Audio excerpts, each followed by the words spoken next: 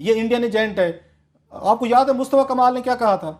उन्होंने रहमान मलिक साहब के बारे में कहा था कि आके हमें ब्रीफिंग दी थी उन्होंने, वहाँ पे वो लंदन से आए थे कुछ, और कैसे वहाँ पे बताया गया था कि इंडियन जो उसमें पैसा आना था एमक्यूएम के पास। तो फिर आप उस किस चीज़ से इंडिया से लड़ रहे हैं अगर इस मुल्क के एमक्यूएम भी उन्हीं के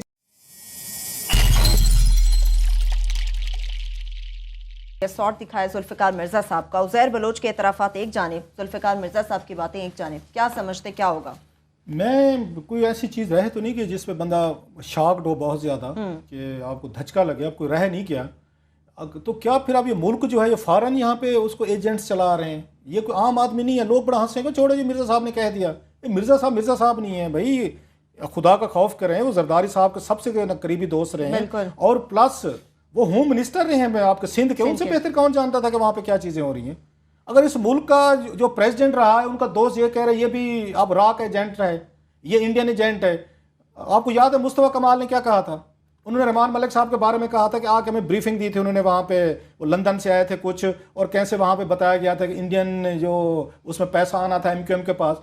तो फिर आप उस किस चीज़ से इंडिया से लड़ रहे हैं अगर इस मुल्क के एमक्यूएम भी उन्हीं के एजेंट है, उन्हीं के लोग हैं, उन्हीं के बंदे हैं, और आपके बकौलाओं के पास सारे एविडेंसेस हैं, भी वहीं से निकल रहे हैं। जरदारी साहब के बारे में आपने सुन लिया कि उनका करीबी दोस्त होम मिनिस्टर कह रहे हैं ये भी इंडियन एजेंट है। तो फिर लड़ाई, अच्छा फिर नवाज शरीफ साहब से भी उन पर भी 100 इल्जामात लगते हैं जी कि उनके इंडिया के साथ बड़े वो हैं। तो फिर किस चीज की आप लड़ाई लड़ रहे हैं? किससे लड़ रहे हैं? किससे लड़ रहे हैं फिर आप? फिर तो आपको फिर बस बात खत्म करें। अगर हर इस मुल्क में बंदा जो है, और ये हम इल्जामात नहीं लगा रहे हमारे ऊपर ना, गन्ने तोपे आप लेके आ जाइएगा कि आपने कहा है, आपके दोस्त हैं, आपके बडीज हैं, आपके पोलिटिकल पार्टनर्स हैं, आपके पार्टनर्स इन क्राइम है जिन्होंने ये चीजें बताई हैं, और इस मुल्क को दाद दें कहीं से हमें कोई रिएक्शन नहीं है, कोई इदारा इस पर कोई नोटिस लेने को। उज़ैर को तो आज आपने पकड़ लिया है और उस पर आ गए उन्होंने लगा से 2 इल्जामात लग गए।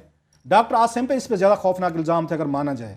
अब जो सामने बताया गया कि उनके ईरानियन उससे तल्लुकात थे, ये उससे बड़ा सीरियस एलिगेशन है कि ईरान को हम अपना दोस्त समझते हैं, तो क्या ईरानियन जो है इंडियन के साथ मिलकर कराची में ट्रबल कर रहे हैं? ये मैसेज दिया जा रहा है ना आपका, जो आप हमें देने की कोशिश कर रहे हैं। आप पहले एक कबूतर खरगोश हिरन पकड़ते हैं और कुछ दिनों बाद उसके स्क्रू टाइट करके ना सर, तो फिर उसको रिहा कर देते हैं। आप फिर उसके बाद फिर उनकी फ्रेंडली खबरें चलाना शुरू कर रहे हैं। एस्टेब्लिशमेंट इस तरह के खेल जो है, मेरा नहीं ख्याल कि इनकी अपनी क्रेडिबिलिटी भी हल्ट होगी।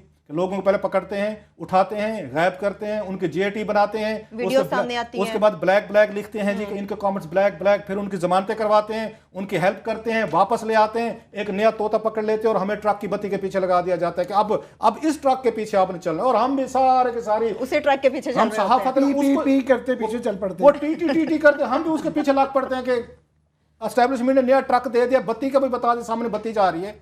तो जरदारी साहब पे अगर उज़ैर बलोच पे जो इल्जामात हैं और उनके पास इंफॉर्मेशन है, तो ये इल्जामात तो उससे बड़े सीरियस हैं जो जरदारी साहब पे थे, डॉक्टर आसिम पे थे, शर्जील मेमन पे थे। उनको आप मतलब रिहा करवाते जा रहे हैं, उनको अस्पतालों में भी रख रहे हैं। मतलब मैं ये कहना नहीं चाहता, ये सारी चीज़ें सुन के आई एम शॉक्ड कि हमारी नस्लों ने यहीं रहना है, हमने यहीं रहना है, और हमें जो इस मुल्क को चला रहे हैं, चाहे वो एस्टेब्लिशमेंट का खेल हो, चाहे हमारे पॉलिटिकल इलीट को, this country is in A danger. हम अपनी नस्लों के लिए क्या छोड़ के जा रहे हैं ना, सारे के सारे इंडियन एजेंट बन के। तो लड़ किससे रहे हैं भाई? अगर सारे इंडियन आप एजेंट हैं तो पॉलिसी रिव्यू करें फिर बैठ के सारे। और जनरल मुशर्रफ साहब जो इनके सबसे बड़े लाडले थे एस्टेब्लिशमेंट के, आज भी हैं, उस पर बात ना करो। उनके दौर में सबसे ज्यादा एमक्यूएम रिलेटेड इंडिया फंडिंग की बातें होती हैं। सारी वो जो कहते हैं कि जी वो ट्रेनिंग लेके इंडिया से आए, वो उनके दौर में ही आते उन्हीं में। आज वो कहते हैं मुझे पता ही नहीं था। अगर आपको पता नहीं था, आप इस मुल्क के आर्मी चीफ रहे हैं 9 साल, आपको पता नहीं था? सारी इंटेलिजेंस एजेंसीज आपके पास थी, पूरा कराची आप हैंडल कर रहे थे, मुल्क के प्रेसिडेंट बात है। आज कहते मुशर्रफ मुझे पता ही नहीं था। मतलब how innocent he is, how naive he is कि वो आराम से बैठ के कह देते, और आगे कोई एंकर उसको कन्फ्रंट नहीं करता कि अगर मैंने कन्फ्रंट किया ये मुझे इंटरव्यू नहीं देगा। ये हमारा लेवल है हमारे साफी भाइयों का कि मुशर्रफ से पूछे अगर आप इतने नालायक थे, अब नाहल थे कि आपको नहीं पता था आपके कान के नीचे, नाक के नीचे कराची में जो पार्टी आपकी सबसे बड़ी करीबी पार्टी एमक्यूएम, वो ये काम कर रही थी, और आप कहते हैं पता ही नहीं था। $10 मिलियन सऊदी अरेबिया से लेके पॉकेट में कर लिए, वो बड़ा पता था। लेकिन क्लासा पफवा से मुतालिक भी बात कर रहे हैं ना, ये हमें ये भी तो पता चले कि अंदर क्या है। अब इन्होंने एक और हमारी इन्होंने राग पकड़ ली है जनाब। इससे पहले जाए मैं क्विकली बता दूं कि पंजाब पुलिस ने जो है, हम सोच रहे थे कि मुश्ताक खबेरा साहब रिटायर हो गए हैं, जाते वक्त सारे पंजाबियों को कहेंगे ये बदतमीज लोग हैं, ये ठीक नहीं हो सकते, तो लिहाजा वो वापस उनको adviser on IT and reforms पता नहीं उनको कंप्यूटर रिफॉर्म बेसिकली मैं समझता हूं कि उन्होंने पूरी बहुत तैयार की थी अगले इलेक्शन के लिए, एक डीपीओज की कि किसने कहाँ लग के क्या करना है और किस तरह उन लोगों को तरक्कियां ये जो रिग्ड बोर्ड्स के जरिए करवाई गई, इसलिए उनके एडवाइजर के लिए साथ रखा है कि जनाब वो सारी मेहनत की हुई है, वो घर ना चले जाए। चले इस पे हम इस पे ये फॉलो अप करेंगे कि कैसे अपने क्रोनीज को आप उनको अवार्ड करते हैं, चेयरमैन बना दो, किसी को यहाँ पे उसको विफाकी मोहसिब का वो लगा दो, किसी को आप यहाँ पे ऑडिटर जनरल लगा दो, किसी को एफटीएससी का चेयरमैन, किसी को पब्लिक का। वो ऊपर बैठे होंगे, वो उसको बेचारे को अगर कोई पुलिस ठीक करने का मौका मिलना भी था तो नहीं मिलेगा। खैर आपका क्या ख्याल है, नया आईजी को पुलिस ठीक करने आना था, इन्हें गुलाम टाइप चाहिए, बड़े गुलाम पुलिस वाले मिल जाएंगे। खैर इस पर हम बात करेंगे। जो इन्होंने बात की बड़ी अहम है, मैं सेनेटर कुलसूम परवीन को ना दाद देना चाहता हूँ कि कोई मतलब कुछ सेनेट में लोग हैं जो अभी तक अहम इशू को उठाए हुए हैं, भूले नहीं है। हालांकि इस इशू को डंप करने के लिए जो फॉरेन ऑफिस का स्कैंडल है, जो फैसल मुश्ताक के साथ इन्होंने एजाज चौधरी साहब और उनकी मिसेस साहबा जो हैं, जो यहाँ पे अरबों रुपए का प्लाट दे के गई है फैसल मुश्ताक को, बहुत बड़ा स्कैंडल जिस पे ना अदालतों को फिक्र होती है, ना सेनेट ऑफ पाकिस्तान में मामला किया और वहां पे दाद दे तला महमूद को। हमारे प्रोग्राम में बढ़के मार के गया था, किसी दिन उसका चलाते हैं मुझे क्लिप था, इतनी बढ़के मार के गए तला महमूद साहब। अब वो सबसे ज्यादा तला महमूद साहब लॉबिंग कर रहे हैं कि फैसल मुश्ताक को कुछ नहीं कहना, रूट्स ये मिलीनियम वालों को, फॉरेन ऑफिस को कुछ नहीं कहना। मतलब इतनी हमारे यहाँ ये डबल टॉक है, बंदा हैरान हो। तो हमारे शो में कह के गए बड़ी बड़ी बातें, वो तला महमूद साहब इस वक्त सबसे बड़े उनके मुहाफिज बने हुए एजाज चौधरी के, यहाँ कुछ ना हो, और यहाँ पे फैसल मुश्ताक के और उनकी जो सास है रहीला मक्सी साहबा मिल के उन्होंने कहा जनाब अरबुल हैदराबाद के जलसे में उन्होंने अपने सन इन लॉ को बुलाया हुआ था प्राइम मिनिस्टर से मिलाने के लिए कि जरा जनाब ये मसला हल करा। अब कुलसूम परवीन भी उस कमेटी के मेंबर है जिसपे तला महमूद साहब बिल्कुल बैठ गए हैं कि मैंने कोई एक्शन नहीं होने देना फैसल मुश्ताक पे और फॉरेन ऑफिस पे। उसके एजाज चौधरी को तो इनाम दे दिया कि आप यहाँ पे अरबों रुपए का स्कैंडल करो, अमेरिका में हमारे सफीर लग जाओ। अब कुलसूम परवीन ने बड़े अहम सवाल रेज किए थे। उनका यह ख्याल था बेचारी कुलसूम परवीन का कि शायद हमने जो स्टोरी ब्रेक की थी कि किन किन मुल्कों से इन्होंने सौदे लिए हैं और क्या क्या पैसा इकट्ठा किया और कैसे 2 नंबरी के जरिए खर्च किया जा रहा है, वहां से पकड़ो पैसा और किसी और को दे दो।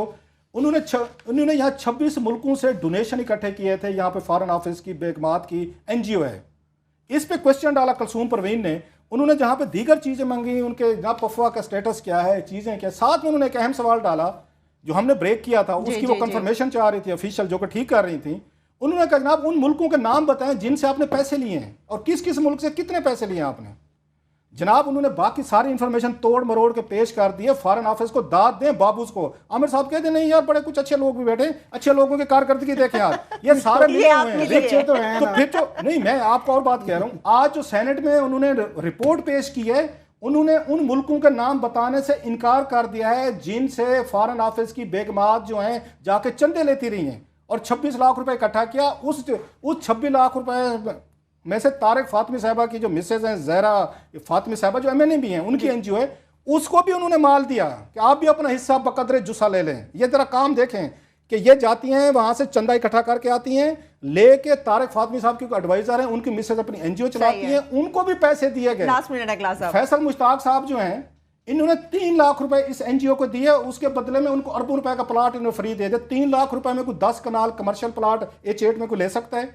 ये यहाँ पे एजाज चौधरी साहब, उनकी बेगम, तारिक फातमी साहब वगैरह, इन सब ने मिलकर किया है। मैं बताना ये चाहता था कि इनको इन पे आके प्रिविलेज मोशन देनी चाहिए कुलसूम परवीन को। सारे नाम हमारे पास मौजूद हैं, नाम हमारे पास चले भी हैं। इन्होंने किन किन मुल्कों से चंदा लिए मैं जल्दी से दे देता हूँ।